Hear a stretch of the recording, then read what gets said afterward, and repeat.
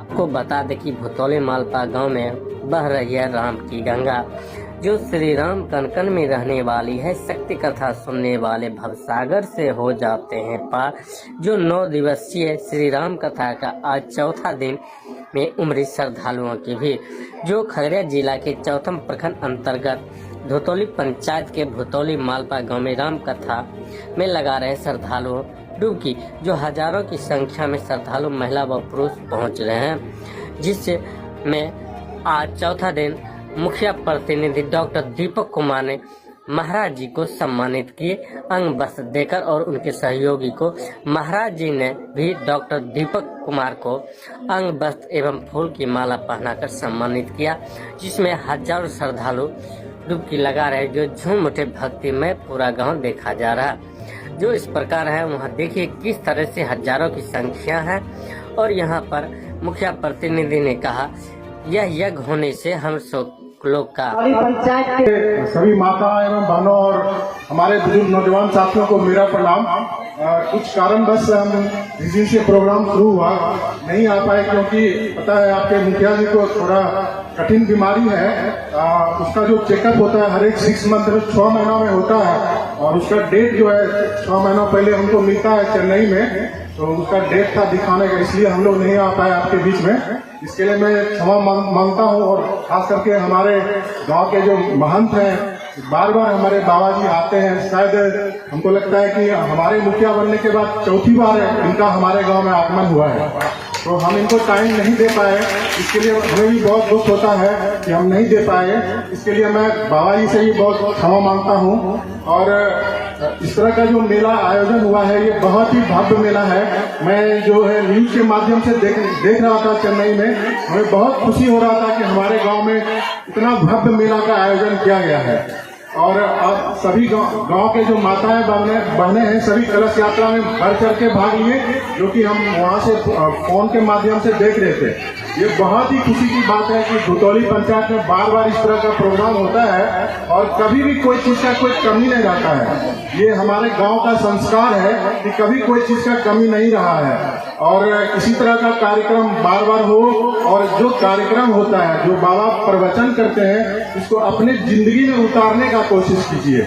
जिस तरह का रामायण का पाठ होता है, राम लक्ष्मण का जो दोनों भाई का जो मिलाप था, जो मिलन था, वो आज तक देखने के लिए नहीं मिलता है। हम लोग छोटे छोटे थोड़े जगह जमीन या थोड़े पैसों के लिए अपने भाई से सबसे बड़ा दुश्मनी कर लेते हैं।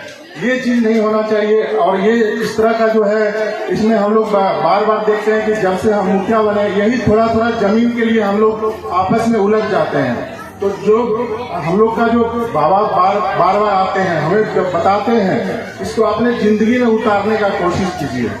और अपने घर में जो बुजुर्ग जो गार्जियन है, उसका सेवा कीजिए। यही सबसे बड़ा मतलब धरती का सबसे बड़ा जो है मतलब पुण्य का काम है, अपने माता पिता का सेवा करना। और मैं इन्हीं सब शब्दों के साथ सबको मैं प्रणाम करता हूँ। धन्यवाद।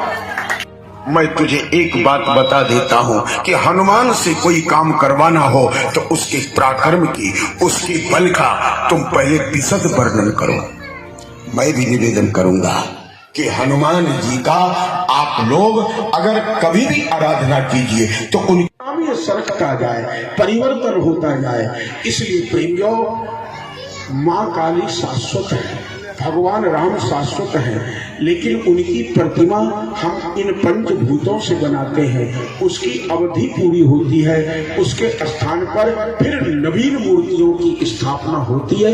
ये आज से नहीं, ये हमेशा से चली आ रही है।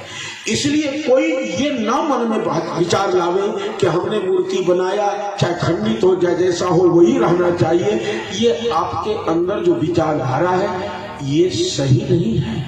विचारधारा सत्य तो ये होना चाहिए कि यदि मूर्ति खंडित हो गई और संसार में सभी वस्तुएं जो बनती वो बिगड़ती हैं, तो वहां पर नवीन दूसरे मकान भवन का निर्माण आदि आदि होता है और होता चला आ रहा है। इसलिए वहां पर नवीन मूर्ति की स्थापना होगी, पुरानी मूर्ति खंडित हो गई, विसर्जित की जाएगी। इसके लिए तो सबको प्रसन्नता होनी चाहिए और प्रसन्नता के साथ इसमें सबको सहयोग देना चाहिए और सहयोग दे करके इस पुण्य कार्य में हाथ बटा करके इस पुण्य कर्म का लाभ अर्जित करने के लिए सबको आगे होना चाहिए। इसलिए मैं निवेदन करूंगा कि सबको इसमें आगे बढ़े।